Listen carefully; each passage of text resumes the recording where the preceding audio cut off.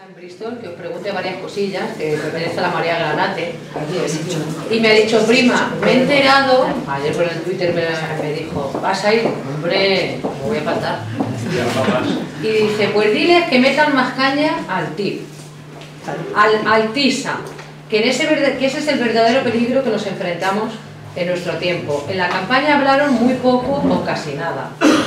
Diles que no dejen que Ciudadanos haga suyo el discurso de la educación, que hablen del pacto social educativo, donde todos los actores participen y que lo digan. Y diles también que se pasen por UCA para animar un poco a la gente que nos han visto obligados a irnos, que sigan metiendo caña a la ley electoral que nos limita el derecho a votar. Y luego os digo yo particularmente, seamos activos, se cuente con nosotros y luego sea un apoyo ante problemas que puedan tener las personas que se han elegido, porque no es cuestión de elegirle y dejarle sola. Otra cosa, están habiendo bastantes ataques y muchas personas nos ponemos mal, ya nos ponemos malos, de hecho no sé si se lo está respondiendo. Por ejemplo, el tema de estar continuamente acosando a Podemos de cosas que son inciertas, como la financiación de terroristas, la financiación ilegal, Ciudadanos. Yo soy de una cosa por ahí que no la he mandado, que está financiado por una fábrica de armas, o sea, eso lo digo de entrada, con lo cual ya tenemos ahí uno, el señor Rivera, Entonces, ese señor sí, y el PP pues lo digamos. Entonces, que quite, que se tiene que callar. Pero hay una historia, lo último que ha salido con el informe PISA, que ahora yo respondo. Sabéis que han procesado de manos limpias, lo van a meter, ya pregunto, ¿y va a hacer algo Podemos porque ahora tendríamos derecho? Si tenía una aquí, bueno, buenas tardes a todos.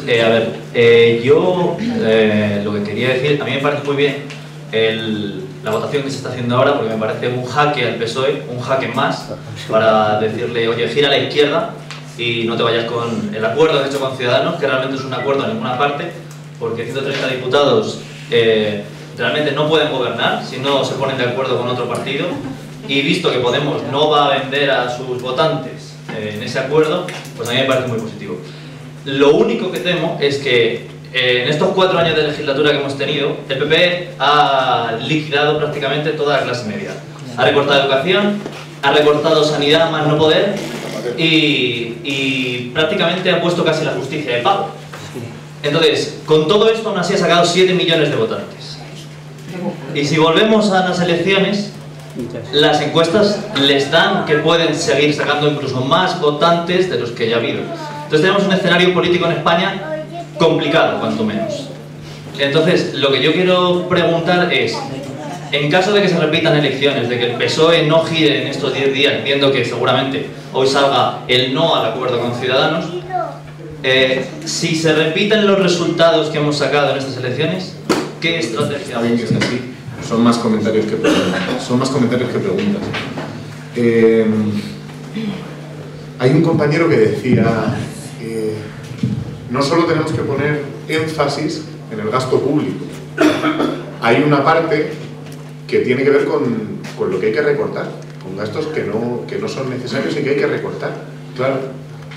De hecho, cuando llegamos al Ayuntamiento de Madrid, Manuela Carmena hizo una operación absolutamente maravillosa, en mi opinión, que fue coger varios cientos de miles de euros que se gastaba al año el Ayuntamiento de Madrid en palcos de espectáculos teatrales, deportivos y taurinos, y dedicarlos a comedores infantiles abiertos para que los niños tuvieran derecho a las mismas prestaciones a las que tenían derecho que en el periodo lectivo, en el periodo escolar. Claro, y además ese tipo de medidas, yo estoy completamente de acuerdo con que le explican mucho de nosotros a la gente y le quitan mucho miedo. Es decir, hay un discurso que dice sistemáticamente que nosotros venimos a gastar muchísimo dinero público y a gastarnos el dinero público, y hay que explicarle a la gente que a nosotros la austeridad que no nos gusta es la del FMI, la de la Troika, que obliga a reducir salarios y a empeorar las condiciones de vida de la gente, pero que la austeridad en los cargos públicos nos gusta, que nosotros no utilizamos coches oficiales y le ahorramos a los... En el Congreso no me lo sé, que os lo cuenta la Tania, pero yo le ahorro al Senado 4.000 euros todos los meses de coche oficial y de chofer, porque no lo uso. Bueno, pues eso son políticas de austeridad y de ahorro de la administración pública que creo que tenemos que poner en valor y que creo que tenemos que explicar. Tienes toda la razón en eso, compañero, y es verdad que hay margen para reducir el gasto y para recortar gastos. El problema es que siempre recortan del mismo lado. El problema es que siempre se recorta del mismo lado. Siempre se recorta del lado de las prestaciones sociales. ¿Qué gasto tiene el Senado? Al año, 53 millones de euros. ¿Sabes cuánto se gastaron? ¿Sabes cuánto se gastaron en telefonía el año pasado? Me lo mismo, pero... 1.200.000 euros en teléfono. Que yo pago en casa 25 euros al mes y me ponen también la wifi. Sí. O sea... Porque han dicho llevaría. Está claro. No, porque tienes... No, en este caso no. En este caso, bueno, igual sí. O voy a poner yo la mano en el fuego. Pero no, porque tienen sistemas... Pues porque tienen sistemas completamente... Porque disparan... ¿Conocéis la expresión disparar con pólvora del rey? Claro. Pues por eso. Hay mucha forma de llevar. Otras dos preguntas o comentarios que quiero comentar. El del compañero que decía: en Vistalegre instauramos un modelo que discutía con el 15M, porque el 15M era muy participativo y muy plural, pero tenía... Yo no creo que tuviera problemas en tanto que organización, creo que tenía problemas en tanto que efectividad. Era muy difícil fijar objetivos y fijar hojas de ruta desde una estructura que tenía que ver con asambleas de barrio que no estaban prácticamente federadas y tal y no sé qué, y que nosotros fuimos a un modelo de partido muy interactivo. Creo que es verdad, creo que fue un acierto, y creo que con las mismas que es verdad y que fue un acierto, ya está sobre la mesa, y no hay prácticamente nadie que no lo comparta, el diagnóstico de que toca caminar hacia otro modelo organizativo. De hecho, creo que es probable que en un par de meses haya un inconveniente que sean unas elecciones, pero salvo que se dé ese inconveniente, creo que el proceso para repensar internamente esta organización se va a abrir. Es decir, no creo que sea ninguna... creo que no hay nadie que esté en otra posición. Creo que todos tenemos claro que Podemos, tal y como lo hemos construido, ha cumplido con su papel en estos 2 años.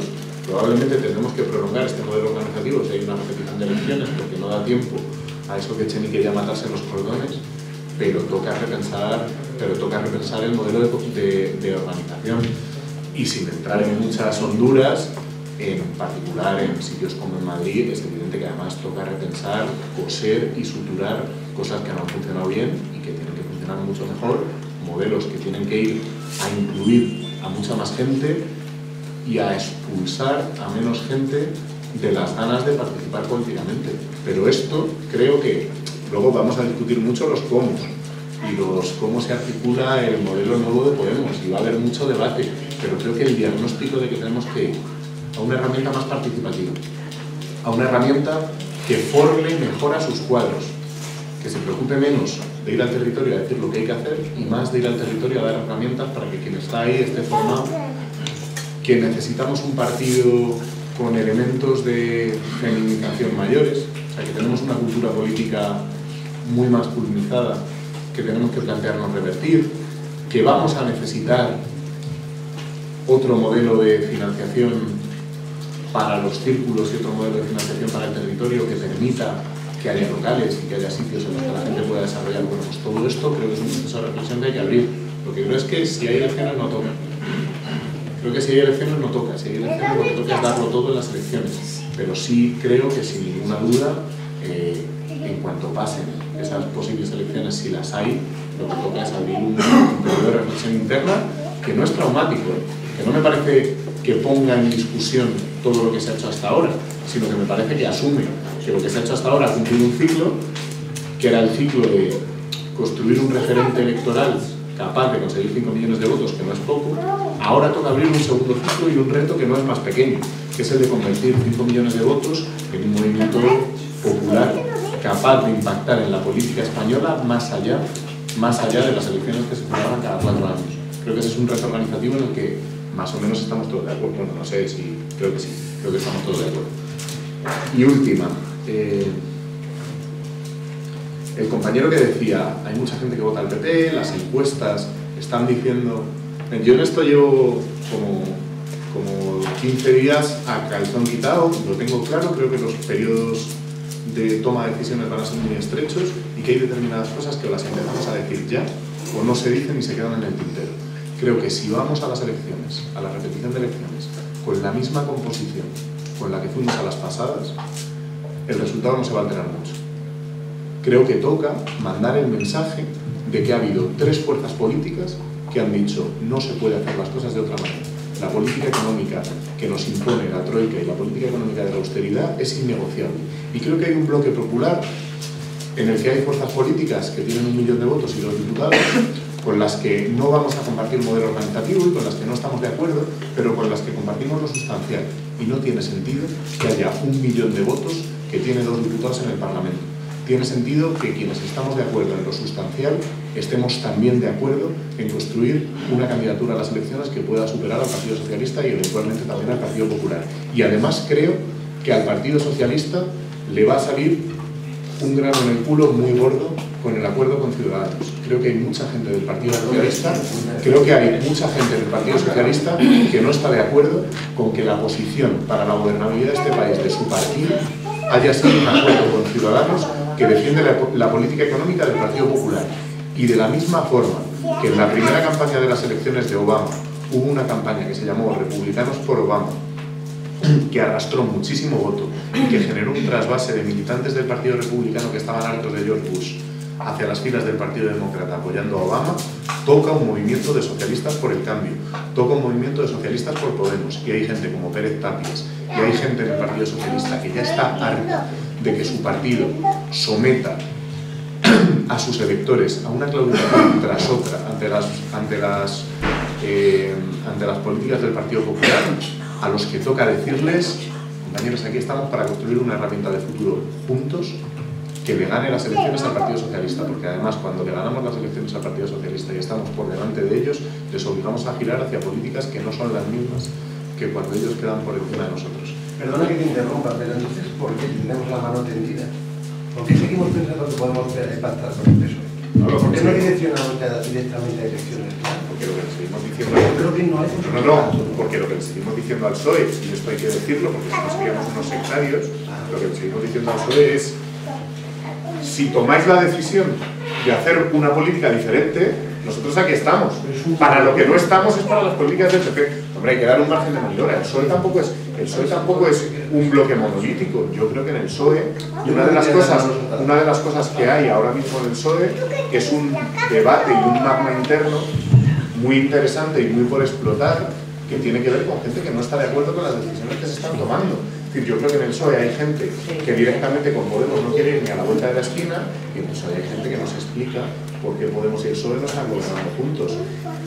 Hay que intentar, que ganen los que creen que es posible hacer otra política en este país.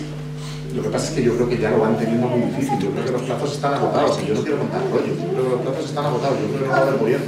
Creo que va a haber elecciones, y por eso prácticamente lo doy por descontado, porque creo que no va a suceder. Ahora, si el PSOE nos llama y nos dice, roto el acuerdo con Ciudadanos, estamos dispuestos a aplicar un acuerdo que se parezca a los programas electorales del PSOE y de Podemos, ¿cómo le vamos a decir? Haya posibilidades de gobierno o no haya posibilidades de gobierno.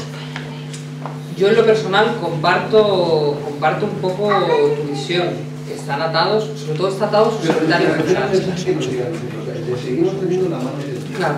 Pero tenemos la mano tendida a alguien que sabemos que las tienen atadas y que no cuentan con nosotros, por lo menos en boca. Pero mira, en política las cosas nunca son estáticas, siempre es una cuestión de correlaciones de fuerza que se mueven además por muchos elementos que influyen en las mismas. Si yo fuera Pedro Sánchez en vez de Tania Sánchez, si yo pudiera ser mi primo por un rato, si yo fuera Pedro Sánchez, yo llegaba a un acuerdo con Podemos, lo contaba públicamente, y cuando quisiese Felipe González venir a decirme no, tenía la militancia de mi lado, porque la tiene. Porque yo estoy con Ramón, yo creo que la mayoría de votantes socialistas no entienden por qué no hay un acuerdo de Podemos con el Partido Socialista, no lo entienden. Pero eso requiere de un ejercicio inesperado, ¿no? de una cosa poco previsible, y de valentía que hasta la fecha es cierto que Pedro Sánchez no ha ejercido como tal. Pero oye, yo creo que hay que darle a todo el mundo el camino abierto para que pueda ejercer y tener ese arranque de tal. Y luego hay una cosa que es verdad, ¿no? Hay mucha gente que habrá votado en la consulta, no, en términos de no hay nada que hacer con el Partido Socialista da igual el peso que se tenga a su lado, siempre va a ir a una determinada posición y cualquier gobierno con el Partido Socialista no permite un cambio y además nos mancha y nos pringa esto es un pensamiento legítimo. Yo invitaría a la gente a analizar cuánto han girado gobiernos que estaban en manos del Partido Popular y que han caído en manos del Partido Socialista sin la participación de Podemos, en las que simplemente se ha permitido, digamos, la investidura con una abstención o con un voto favorable a la investidura sin formar gobierno, con el avance que está teniendo la referencialidad que supone el gobierno valenciano. Yo creo que las cosas nunca son blancas o negras y a mí sí me parece que seríamos capaces de garantizar que el Partido Socialista, y en eso enlazo un poco con la pregunta que se hacía de cuál sería la estrategia si se repiten elecciones y tenemos el mismo resultado. Yo creo que el resultado no sería el mismo, creo que hay un montón de cruces y variables que son difíciles de cuantificar y de validar. Estoy de acuerdo con Ramón en que los márgenes de toma de decisión van a ser muy breves, que la gente lo que te dice hoy que va a votar no es lo que te dirá dentro de un mes y no es lo que acabará votando, irá variando porque esta es una de las claves explicativas del comportamiento electoral en los últimos años. Creo que sería positivo que sumáramos a todo lo sumable en una candidatura única. También creo que las condiciones que se ponen para esa suma tienen sentido y lo tuvieron en el 20D y lo siguen teniendo. Creo que los modelos de coalición o de giro o abandonar determinadas posiciones políticas o determinados elementos discursivos yo creo que son un error, porque creo que el éxito de Podemos tiene que ver con una forma de enfrentar discursivamente de posición política, de actuar, que otros no han sabido hacer y que hay que reconocerlo y ya está, no es un drama en ningún caso, los partidos son herramientas y hay que garantizar que las herramientas que pueden cambiar son las que tienen más fuerza. Pero creo que sí que es crucial saber que lo importante no es cuál es el plan al día siguiente de las elecciones, lo importante es que si no somos capaces de evitar que las haya, hay que pensar en cuál es el plan el día 3 de mayo. Y el día 3 de mayo tiene que empezar un plan fuerte de todo el mundo, sabiendo que nuestro mayor enemigo en las próximas elecciones, y en Madrid lo conocemos bien, es que pase lo que pasó en las elecciones del Tamayazo. Este es nuestro mayor riesgo. El mayor riesgo que podemos vivir es que la gente diga se acabó y perdemos la ilusión. Y por tanto, desde el 3 de mayo hay que ser capaces de recuperar esa ilusión que, como antes también ha dicho Hugo, ya han diagnosticado muchas veces las pérdidas de ilusión, el desinfle del efecto Podemos, la incapacidad de movilizar. Bueno, pues fuimos segunda fuerza política en Madrid, que no lo fuimos en las autonómicas y lo fuimos en las generales. Yo creo que esa es la clave, que lo fundamental no es el plan el día siguiente de unas elecciones, sino cuál es el plan. De acuerdo también con Ramón en lo que se comentaba del modelo de organización, pero yo siempre digo una cosa, para mí una de las mejores cosas que tienen los documentos de Vista Alegre y las más difíciles de desarrollar es la idea de un proyecto político que no tiene muros a su alrededor, que es permeable, que tiene un diálogo permanente entre el adentro y el afuera, y en el que hay muchas y múltiples formas de relacionarse y de participar. Yo creo que eso se parece mucho a un movimiento popular, más que a un partido clásico, y eso, en el fondo, lo que estamos diciendo es que queremos inventar la organización de masas del siglo XXI, que dicho la frase como lo acabo de decir, se tarda exactamente 3 segundos en decir, ahora llevarlo a la práctica, desde la cultura política de quienes ya han participado en estructuras más rígidas, y de la cultura política de quienes no han participado en nada y han sumado a esa cultura general de este país de cierta distancia democrática, cierta falta de costumbre de participar cotidianamente, de cintura, de ponerse de acuerdo con gente con la que compartes intereses comunes pero momentáneamente no estás de acuerdo. Esto es una tarea muy difícil y que además es una tarea en la que el mayor error, en mi opinión, es pensar que la solución viene por lo que mande una dirección. Hay una tarea ingente en cada espacio cotidiano de Podemos para inventar ese partido del siglo XXI. En cada espacio cotidiano. Obviamente hay una responsabilidad de las direcciones en ayudar, en animar, en orientar, en cosas como decía Ramón, que son cruciales, como la formación de cuadros, no solo en el nivel de conocimiento, sino en lo que significa la habilidad de compartir, de debatir y de elaborar conjuntamente. Pero todos y cada uno de nosotros y nosotras debemos pensar en este proyecto como lo mejor que le ha pasado a este país en los últimos 40 años. Y que lo es en la medida en que sigamos todos y cada uno de nosotras siendo parte de una ilusión colectiva que se pone por encima de lo individual y que quiere sumar a una manera imparable para conquistar el futuro para nuestro pueblo. Y cuando nos olvidamos de eso, metiéndonos en pequeñas cositas cotidianas que son súper importantes para todos y que nos tocan de cerca y que además se suman a mucho trabajo de muchos meses de los que hemos renunciado a mucho, a nuestras familias, a muchas horas, a un montón de esfuerzos, se nos olvida lo crucial de este momento. Y es que empezamos haciendo historia un 15 de mayo cada uno sin conocernos y que 6 años después van a pasar, no dentro de mucho, vamos a seguir haciendo historia, pero ahora conociéndonos todos y habiendo construido un espacio de trabajo compartido. Eso no lo podemos tirar por tierra y no podemos dejar de pensar que es responsabilidad de cada uno de nosotros y nosotras encontrarnos en un proyecto que esté a la altura de lo que requiere el tiempo. Están movilizándose en Francia y probablemente el 15 de mayo creo que iremos, si todo sigue por donde apunta, a una movilización mundial en los términos en los que fue el 15 de mayo, muy masiva. Eso tiene mucho que ver con la marea que empezó en este país. Y es imprescindible que sepamos que no hay marea que no se componga de un montón de gotitas de agua.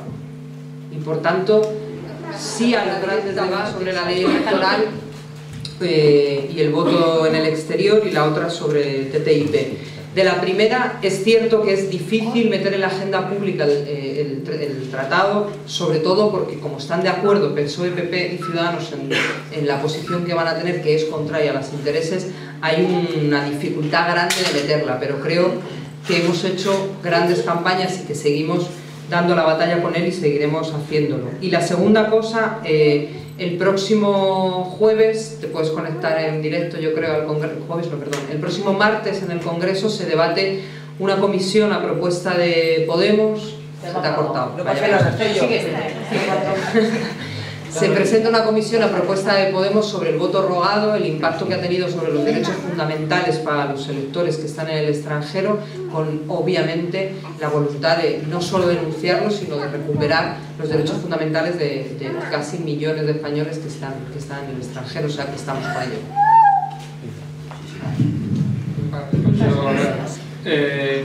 Han dicho antes desde la época de Felipe González en el PSOE no nos quieren, yo no estoy de acuerdo. Yo creo que sí nos quieren, lo que nos quieren es rendidos. Y eso tiene mucho que ver con, bueno, primero con estos 4 meses que han hecho ofrecer, decir que claro que quieren gobernar con nosotros y que gobernar con nosotros consiste en que nos dan un plato de lentejas y nos lo comamos, ¿no? Cuando queremos elegir el menú, cocinarlo con ellos, porque somos cuantitativamente lo mismo. Y eso también tiene que ver con la relación de las élites del Partido Socialista con las bases del Partido Socialista.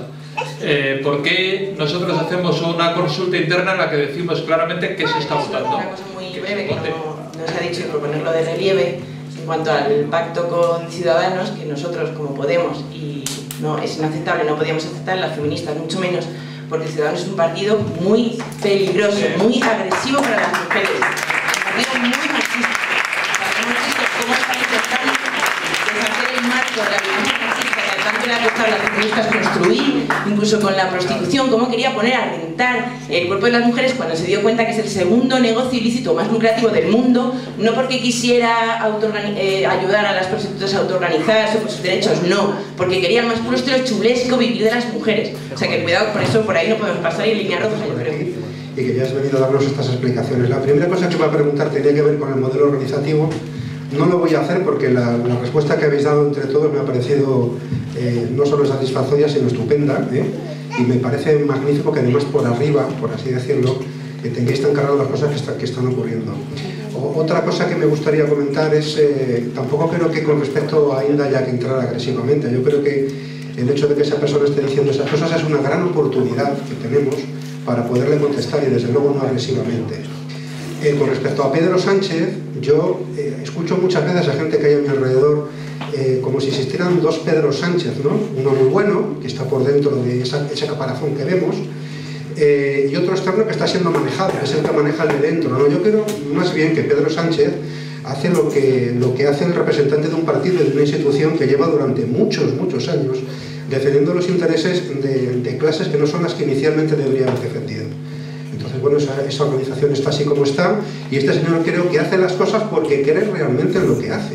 O sea, por eso seguramente negociar con él sea bastante difícil.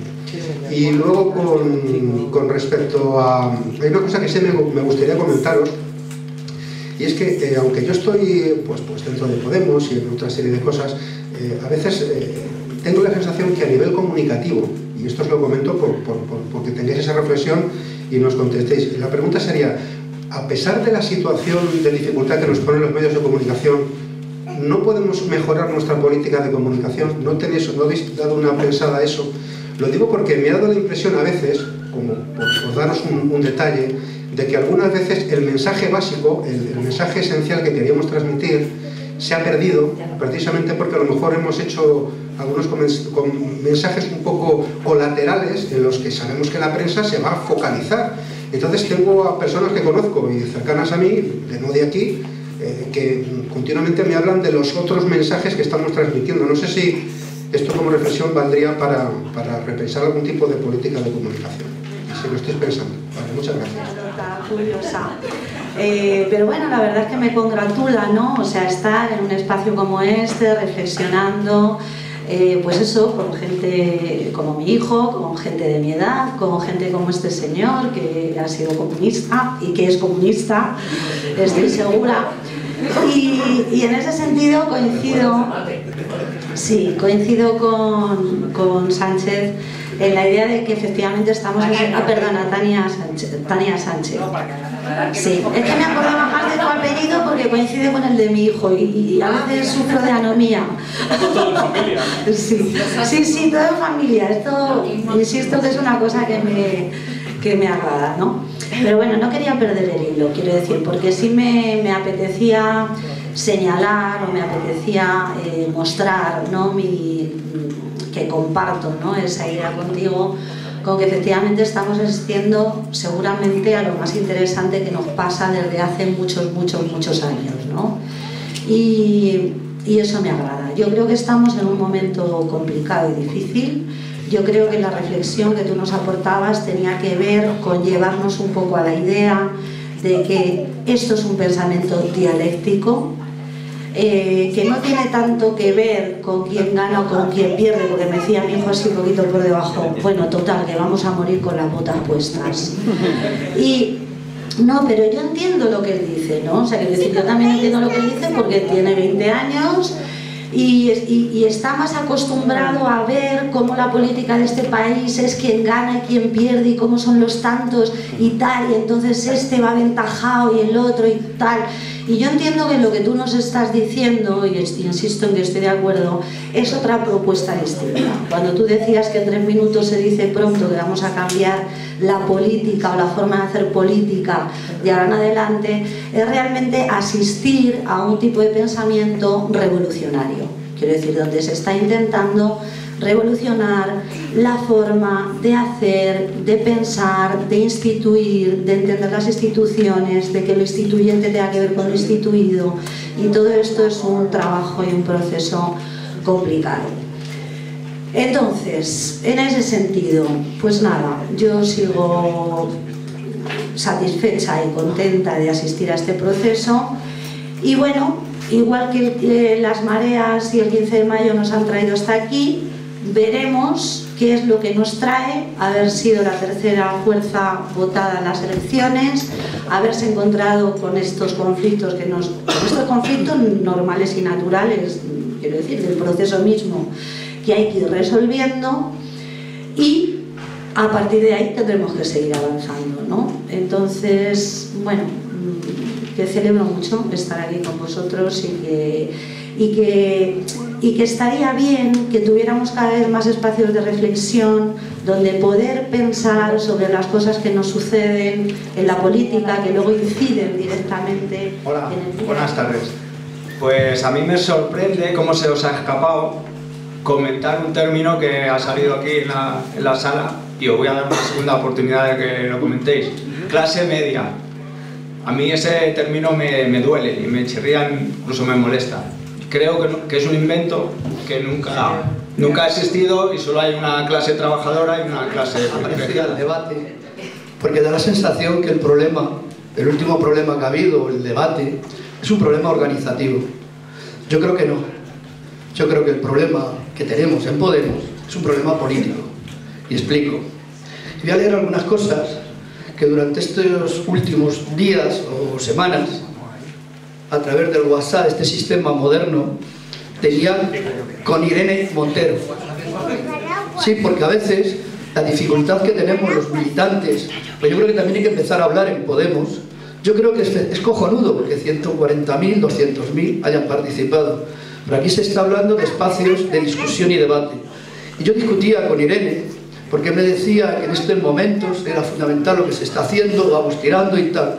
Yo he sido también cargo público, pero yo cuando me meto en la batalla de la envergadura que tiene Podemos, sabiendo de que vamos a tener todos los enemigos, los cargos públicos tienen la obligación de discutir previamente, o por lo menos andar con las dos patas. Yo le decía a Irene, yo te entiendo, en estos momentos es lógico, pero ¿qué trabajo cuesta a la dirección de Podemos elaborar? Yo le hablaba de 3 folios, porque no solamente hay gente, mucha gente, cuando viene a la mayor parte de nuestros mítines, es gente de una edad que no todo el mundo está ni con el WhatsApp ni con el internet. Hacer un mini folleto, primero para construir cuadros. Cuando se habla de cuadros, se habla que tengamos en nuestros debates, yo le decía 2 columnas. ¿Qué dice el famoso pacto ese de esta panda? ¿Y qué es lo más cabrón, por decirlo de alguna palabra suave? ¿Y qué es lo que nosotros diríamos? Yo me acuerdo cuando preparábamos las huelgas generales, preparábamos un folleto y decía, nos quieren quitar esto, esto y esto, y al lado poníamos nuestra plataforma reivindicativa a lo que nosotros pedíamos. Porque eso da un arma a nuestros círculos, a nuestra gente, lo discutimos, y ponemos en la calle una mesa, un sitio, y tú estás repartiendo una hoja y hablando, y os lo digo porque se va a avecinar, cuando hablamos aquí de las semanas que nos vienen, cuando pase el 2 de mayo, y digan, y no hay gobierno porque Podemos lo peor y no sé qué, porque ya no nos es tan fácil hablar en la televisión. Yo sufro, yo ya no pongo la televisión para hablar, ni la sexta ni ninguna, porque un día la voy a romper, porque claro, no dejan hablar, son unos maleducados, no sé qué, no tenemos... Yo el otro día con Nacho era un sufrimiento, un hombre educado, no, tal, es una cosa... Y por lo tanto, porque aquí o construimos movimientos y a la gente la preparamos para la batalla, esto no es un juego. Aquí algunos vinieron, se creían que no nos iban a sacar lo peor, porque nunca han visto tan cerca perder sus privilegios, nunca lo han tenido tan cerca. Los que venimos luchando toda la vida, nunca hemos estado tan cerca de meterles tanto miedo como se les ha metido ahora, porque hacíamos una huelga y a lo mejor parábamos el país, pero a las 3 semanas volvía todo igual. Y lo que habíamos conseguido aquí nos quitaban 4 por el otro lado. Y por primera vez hemos transformado la lucha social en lucha política. Y cuando transforman ese cambio político y que la gente se repolitice y que la gente participe, como hemos llenado los teatros, como hemos llenado las calles, eso hay que alimentarlo. Y solo se puede alimentar. Y yo le decía, yo ya tengo todos los vídeos, los pasos, ahora ha pasado el último de Pablo aquí, que es el que ha dicho lo de los emigrantes, que ha sido cojonudo y tal. Pero ¿cómo preparamos a nuestra gente? ¿Cómo somos capaces de poner, tanto que nos dicen que somos venezolanos, las esquinas calientes? Tener nuestras carpas esas tan maravillosas, permanentemente. ¿Cómo somos capaces de explicar a la gente que es un momento decisivo? porque es un momento decisivo y van a hacer todo lo que puedan. Y por lo tanto no es un problema. Yo decía, como ha dicho el compañero, yo también decía, me gustaría ser Ramón Espinar, no Manolo Espinar, por dos razones. Porque es vital en estos momentos preparar a nuestra gente, que la gente se sienta segura, porque pero no ha llegado ni una circular de esas diferencias, no sabemos explicar a fondo, solamente si tú te preparas mucho y entras y miras a la gente sencilla, preguntarle cuáles son las 4, 5, 6 o 7 cosas impresentables, que es más lo económico, y luego otra parte dedicamos si hay que ser plurinacionales o no hay que ser plurinacionales, y hay que coger los documentos.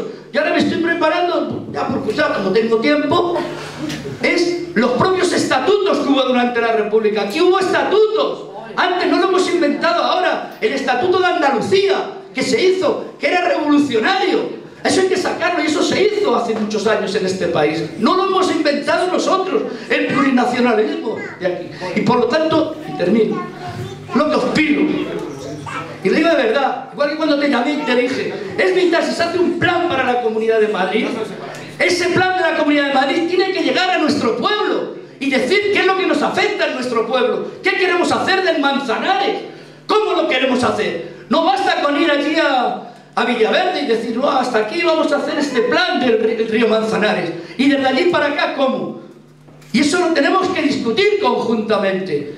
Y a la gente más preparada de cada sitio tiene que participar, porque la lucha de clases hace ya muchos años que se inventó. Que toca hacer en el futuro es una ley de partidos de verdad. La que hay ahora permite legalizar partidos a instancia de la mayoría parlamentaria.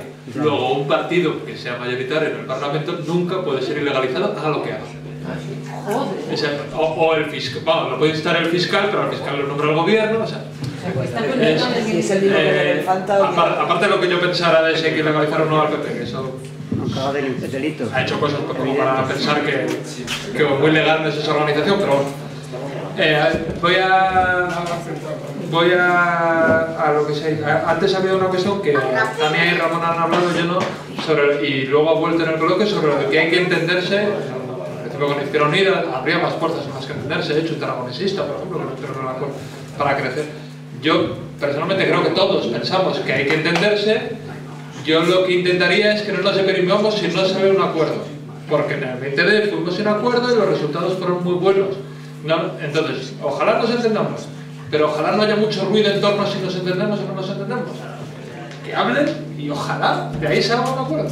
Y si no, pues mira, oye, ya nos veremos haciendo política juntos. Si en el Congreso estábamos votando... Súper de acuerdo con lo que has comentado, yo creo que lo repetimos un poco. Ciudadanos es un partido peligroso. Entonces, a mí me gusta mucho una cosa que dijo Vicky Roser en campaña con el tema de la violencia de género, que lo que decía es que el discurso que tenía Ciudadanos suponía ir hacia atrás. Y entonces ellos respondían que no, que hay que parar, que hay que reflexionar, y Vicky venía a decir que una bicicleta, si pedaleas hacia atrás, ¿no? O sea, que el camino de la igualdad es como una bicicleta que si pedaleas hacia atrás te frenas y te acabas cayendo. Que la caída son miles de mujeres muertas, asesinadas, más bien por el machismo, y que esto desde luego no lo íbamos a permitir. Y yo creo que lo insistimos poco, quizá también por lo que ha dicho Ramón, y a mí me gustó que Echenique también lo dijera cuando ha sido nombrado secretario de la organización, que quizá hay que feminizar más buena parte de las cosas que hacemos en política, y hay que darle... Porque además creo que lo cotidiano, por suerte para todas, los hombres de Podemos son bastante menos machistas de lo que han querido construir los medios, todos y todas ellas, incluido Ramón, por supuesto.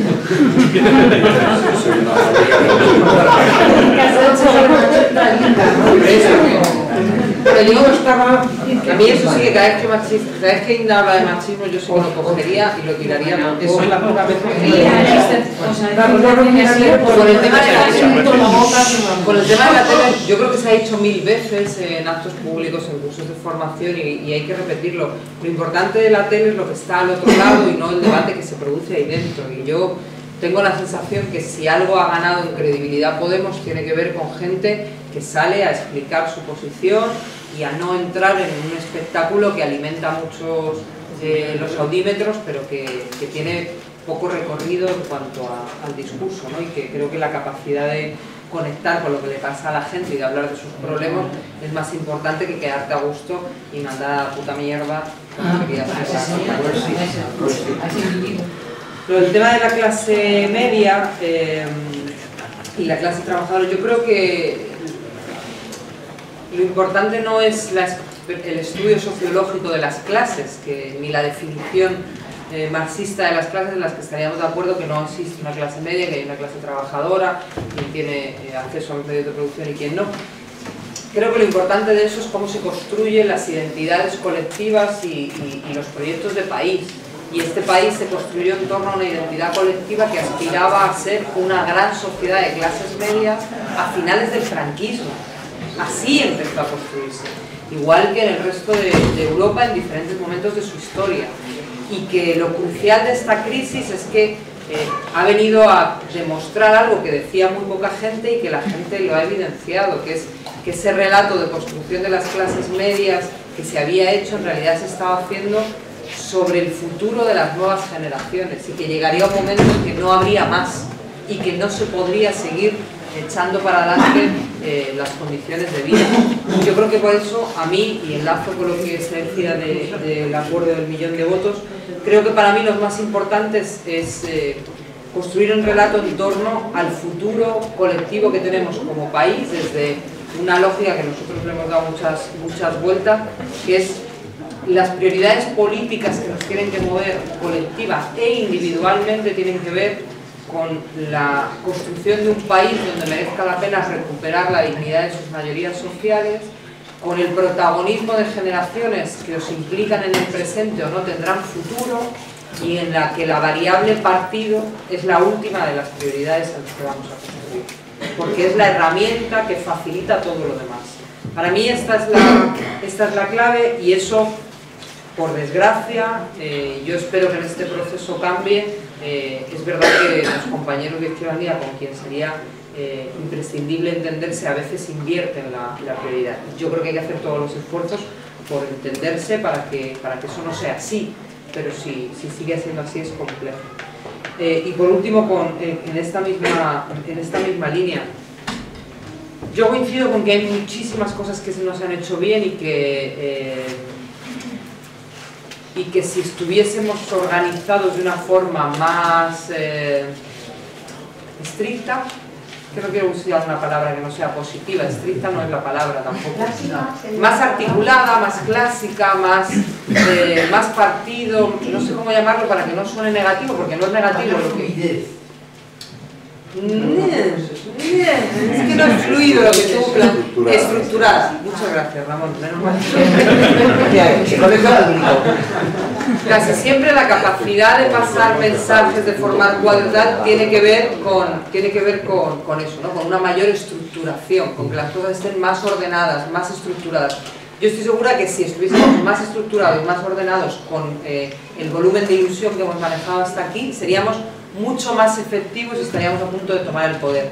Pero también creo que no sería lo que es hoy si se hubiese empezado por ahí.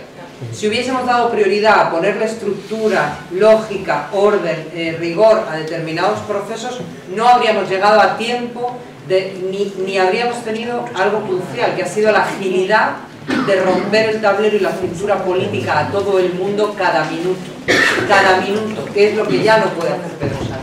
Y para mí sigue siendo prioritario esa gran reflexión que no es cómo superamos esta fase estructurándonos clásicamente. El gran debate pendiente es cómo mantenemos nuestra capacidad de romper la cintura, movilizar, ilusionar, incorporar a cada gente nueva en cada camino y una estructura que sea más eficaz, más eficiente. Creo se han puesto sobre la mesa tres elementos que a mí me interesan para cerrar la cosa. Decía un compañero que identifica problemas de política comunicativa. Toda la razón. Yo también los identifico. Y además identifico un riesgo, y es: estos de Podemos son buenísimos en comunicación. Ha sido una frase repetida durante los últimos tiempos. Y yo creo que es verdad. El problema es que cuando tú sedimentas que tú eres muy bueno en política de comunicación y te dejas de preocupar y pones el piloto automático, tienes automáticamente el problema de que en un tablero que cambia y se mueve, si tú sigues haciendo lo mismo, has perdido. Problemas organizativos, que apuntaba Manolo. No, problemas organizativos, que tenemos un huevo.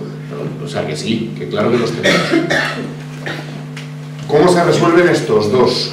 ¿Qué es la clave de aquello a lo que yo creo que nosotros hemos jugado mucho mejor que los actores del régimen y nos ha permitido, efectivamente, meterle a los privilegiados mucho más miedo del que nadie les había metido nunca? Es un problema de estrategia política. Nosotros, en realidad, no tenemos a los mejores expertos en marketing, ni a la gente que hace los mejores carteles, ni a la gente que prepara los discursos más redondos, como en el ala oeste de la Casa Blanca. De todos hay gente que son profesionales desde hace muchos años y son mejores técnicamente que nosotros. De hecho, nosotros pagamos una mierda. No podemos pagarnos a los mejores profesionales. ¿Qué es lo que hace resultar a lo que nosotros decimos mucho más brillante comunicativamente que lo que dicen otras formaciones políticas que tienen muchos más medios, mucha más experiencia y profesionales que técnicamente son más solventes y mejores? Es decir, yo estudié un máster de análisis político. Los másteres de análisis político que han estudiado la gente del Partido Popular y del Partido Socialista no son el de la Complutense.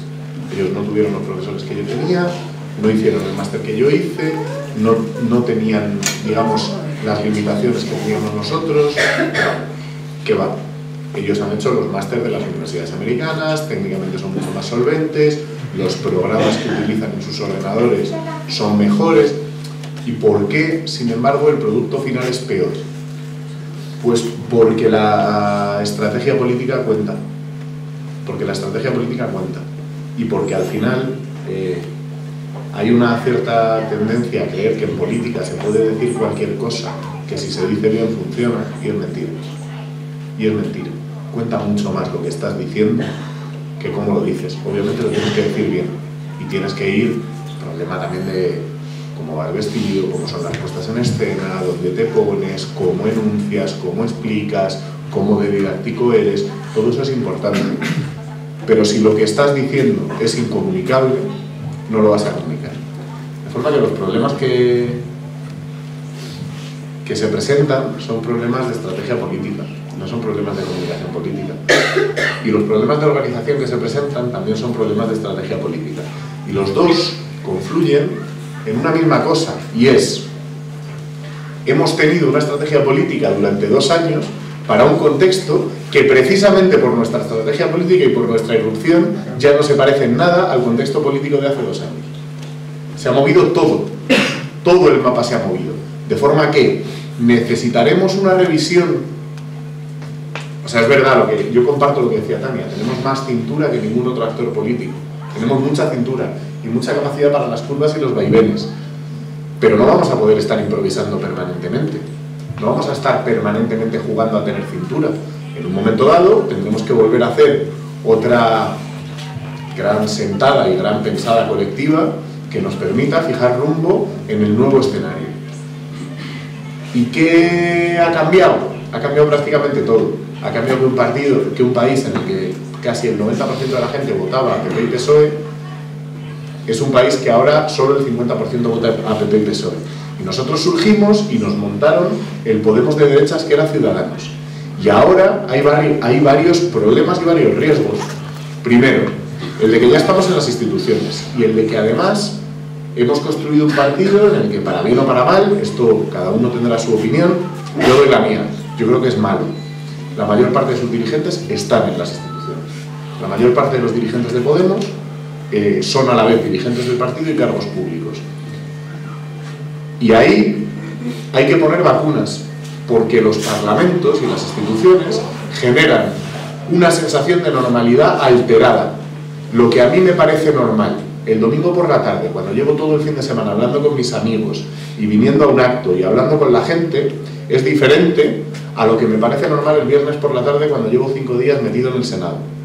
Es decir, hay una inercia que te empuja a pensar que lo sensato y lo razonable es, joder, como no me voy a entender, si soy el único que me quedo fuera del acuerdo, la votación. Pero en el grupo parlamentario del Senado, una bronca que tuvimos el otro día fue porque un senador me decía, es que si votamos esto nos quedamos solos. Claro, si es que esta banda son a los que hemos venido a echar, pues sí, nos claro, nos vamos a quedar solos en un montón de votaciones. Ya, joder, pero es que no somos dialogantes. Sí, tú has dialogado, el diálogo es un método, y has intentado llegar a un acuerdo, y has dialogado, y además el tío de verdad que dialogó, y de verdad que intentó llegar a un acuerdo. El diálogo es un método, has dialogado, has estado un buen rato dialogando, que te he visto yo ahí, con el del PSOE y con el del PP. Te han dicho que verdes las han segado, pues claro que vamos a votar solos y no pasa absolutamente nada. Pero esa sensación de normalidad dentro de los parlamentos y de normalidad dentro de los medios de comunicación genera inercias como que, por ejemplo, ahora mismo en política el máximo valor en España es el pacto. ¿Y qué pacto? ¿Pero qué han pactado? No, es que ha hecho un pacto, ¿no? Todo el discurso de Albert Rivera, en las investiduras fallidas de Pedro Sánchez consistía en decir, yo he pactado. Hombre, pues hay pactos que están muy bien y hay pactos que están muy mal. Y la política, desde nuestra perspectiva, consiste no en decir, hemos pactado. Bueno, pero ¿qué hemos pactado? ¿Cuáles son los contenidos de ese pacto? Esa sensación alterada de normalidad que genera la política institucional es una sensación contra la que creo que tenemos que establecer vacunas y mecanismos para que nuestros dirigentes, de los que me incluyo, además yo creo que soy el único que está en dos cámaras, yo estoy en la Asamblea y en el Senado, soy ya el más casta. No, porque es obligatorio, o sea, que los senadores autonómicos en Madrid tienen que ser diputados autonómicos, por eso estoy en los dos sitios, y aquí se va a ver. Bueno, esa sensación de normalidad alterada que se establece dentro de los parlamentos exige vacunas y requiere vacunas. Y además va a haber una pulsión del régimen político del 78 que nos va a empujar a una posición que es la de la misma forma que aquel banquero dijo, hace falta un Podemos de derechas, hay una pulsión que nos empuja a ser sistemáticamente un Ciudadanos de izquierdas. Es decir, la opción de izquierda subordinada al PSOE, que representa una alternativa de regeneración política y que les lava sistemáticamente la cara para generar algunos acuerdos. ¿Cómo opera Ciudadanos con Cifuentes en la Comunidad de Madrid? Como un actor que sistemáticamente le lava la cara y le permite decir, oiga, yo soy dialogante, yo no gobierno sola, aquí no hay un rodillo del Partido Popular, sino lo que hay es un diálogo permanente con una fuerza política de cambio. A nosotros nos van a intentar empujar sistemáticamente hacia la posición de ser un Ciudadanos de izquierdas, para generar de nuevo una situación en el sistema de partidos donde antes había un equilibrio de 1 y 1, ahora hay un 2-2. Y nosotros creo que tenemos que romper el 2-2, tenemos que ir a un 1-3 y decir, no, que nosotros vinimos diciendo que no éramos ni de izquierda ni de derechas, porque ustedes nos parecían unos trileros, no porque no fuéramos de izquierda, que creo que casi todos lo somos, sino porque nos parece que es un juego que ustedes hacen y que es un juego de trileros. Nosotros lo que venimos es a echarles a los dos, porque ustedes gobiernan igual. Y el hecho de que ahora haya irrumpido Ciudadanos y haya hecho un pacto con el PSOE, que lo que dice fundamentalmente es la política económica es la misma, no se puede gobernar de otra forma, hay que hacer lo mismo que nos dice la Merkel y que hacía Rajoy, lo que nos sitúa es en ese mismo terreno de juego, en el de decir que nosotros venimos a echaros, antes eran 2 y ahora sois 3, vale, pues venimos a echaros a los 3, nos da igual, lo que pongan por delante, si lo más difícil ya lo hemos hecho, Entonces,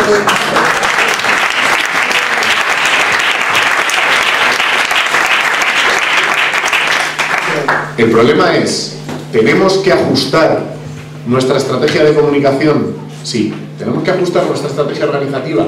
Sí. Pero tengamos también un poco de... tengamos un punto de saber cuándo toca levantar la cabeza y dar un pase largo, cuándo toca darse la vuelta y dar un pase atrás, cuándo toca tirar a puerta, cuándo toca abrir a las bandas, y tengamos un punto de ponerle pausa al juego.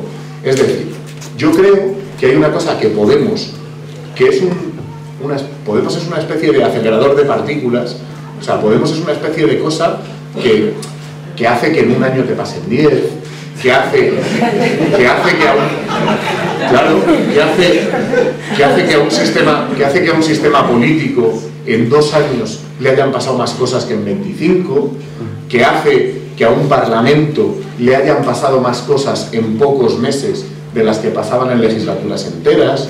Podemos, que es una especie de acelerador de tiempos, no nos tiene que volver locos y locas. Y tenemos que asumir, creo, o tenemos que aprender y tenemos que acordar juntos que hay tiempos de orden y tiempos de discusión.